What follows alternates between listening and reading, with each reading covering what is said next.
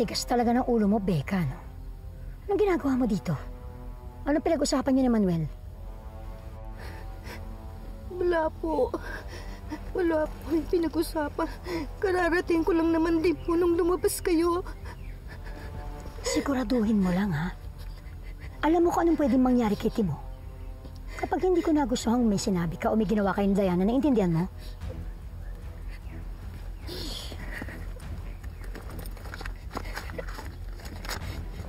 Oh, pagdating sa gate mo, baka na, ha?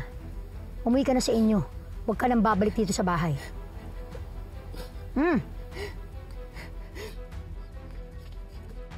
₱1,000 lang po. Hindi naman po ito ang pinag-usapan niyo ni Diana.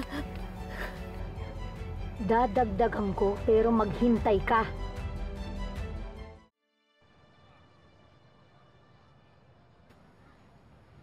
Pagsabihan mo si Diana at yung nanay mo, ha? Huwag akong apurahin.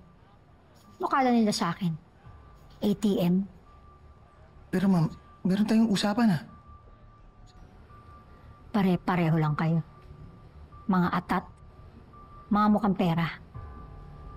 Tama na po yung pang-iinsulto, ma'am. Nag-usap na tayo. Tinupad ko kung ano yung pinangako ko sa inyo. Dapat tubarin niyo rin yung pinangako niyo sa akin.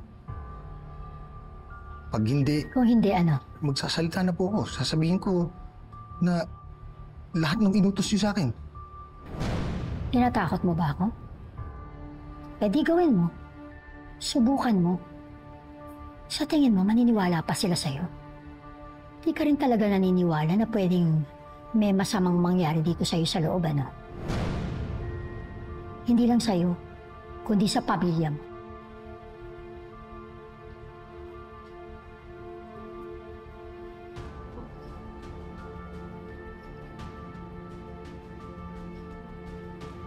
Ano? Hinahamon mo ako? Yan. Ganyan na. Tumahimik ka. Itikan mo yung bibig mo. Para everybody happy. Lalong-lalo na yung mga anak mo.